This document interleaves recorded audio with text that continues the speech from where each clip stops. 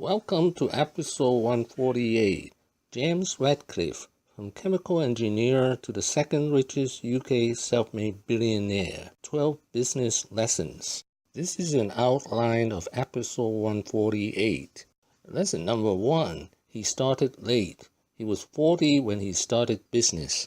20 or 30 years. I think 40 was 40 was the day that I set off on my own. And that, I'd accumulated 20 years of experience when I was 40. It'd be quite tough to set off in chemicals at the age of 25 or 30. You're just a boy, really. You'd have no experience, no knowledge. Lesson number 2, learn from doing. Even though he had his MBA when he started with venture capitalists, he had to learn everything about leveraged buyout. 87, I suppose it was. I mean, there wasn't that much venture capital or private equity around then. But so I was sort of given a desk like this. There was nothing on it. Nobody tells you what to do, and they just say, go out there and do some deals and invest some of our money. And the two lessons I learned quite quickly was that if you did bad deals, you got fired. And if you did no deals, you got fired. So it was quite a sort of focused environment, really, because... Lesson number 3, life is an adventure. Go extreme. Walking to the North and South Pole and running marathons. Organization is the key to success. The planning and preparation in anything that we do leads to success. The average trip, it takes about 7 to 10 days to do about 60 nautical or 72 statute miles. In Ratcliffe fashion, we did it in 3 days. But life is not all work. He's very keen on keeping fit, an activity which in the Ratcliffe family includes walking to both North and South Poles with Dad. Lesson number 4, got a great start. He started in 1992. By 1997, he made himself £25 million. Because we made this acquisition in September 1992. The following year, we bought a fine specialty chemical company in the United States. We bought the BP one for £37 million. Of BP, we went public for £164 million. So within 15 months, we'd all made ourselves a small fortune, really. So I'd made 25 or 30 million at that stage. Lesson number 5, time management. 50%, 50%. He spends 50% of his time on improving operational efficiency and 50% time looking for opportunities. What we finished up doing, but it was an evolution, really. It was sort of 2 or 3 things. One, we sort of spent half our time trying to get the assets to run better. And we can talk a bit more about what we mean by running the assets better, or running the business better, in other words, sort of creating more profit from a set of assets. And we spent half our time looking at new deals. Lesson number 6, business has 2 components. First, the known part, for example, fixed costs. The unknown part is the profit margin.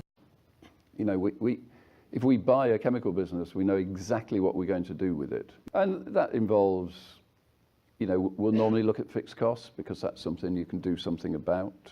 You can manage fixed costs. If you've got a forecast which is reliant upon margins, you've got no idea, really. I mean, you can forecast a margin, but you really have got no control over margins.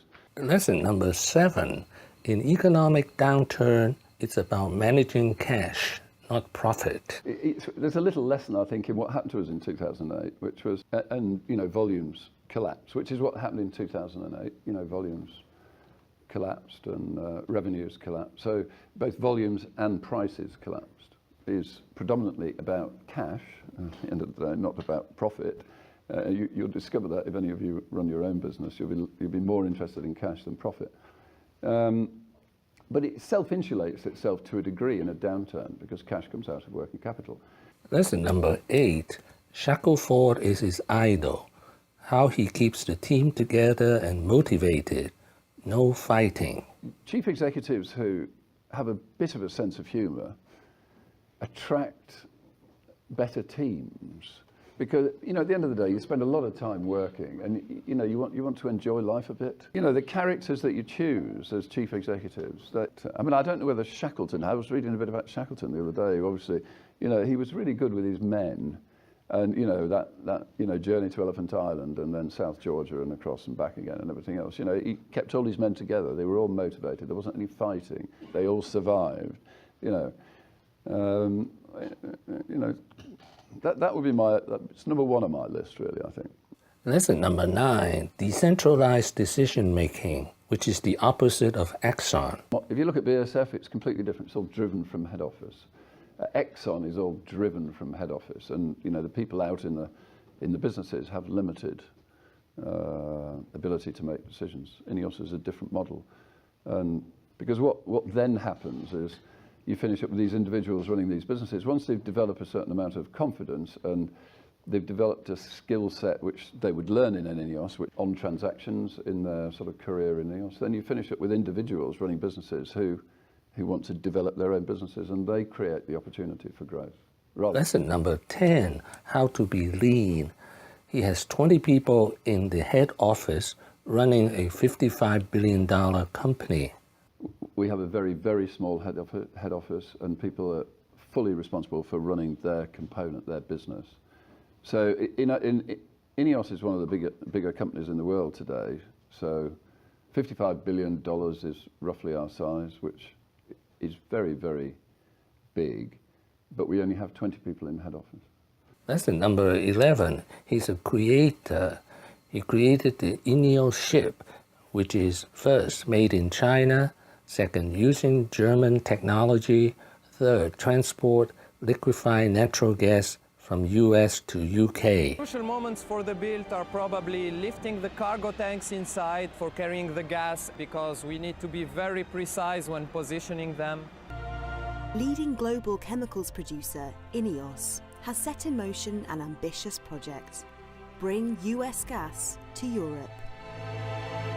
It's quite an exciting project for Europe because you're bringing those competitive advantages that they've pursued in America, and we're bringing those across to Europe.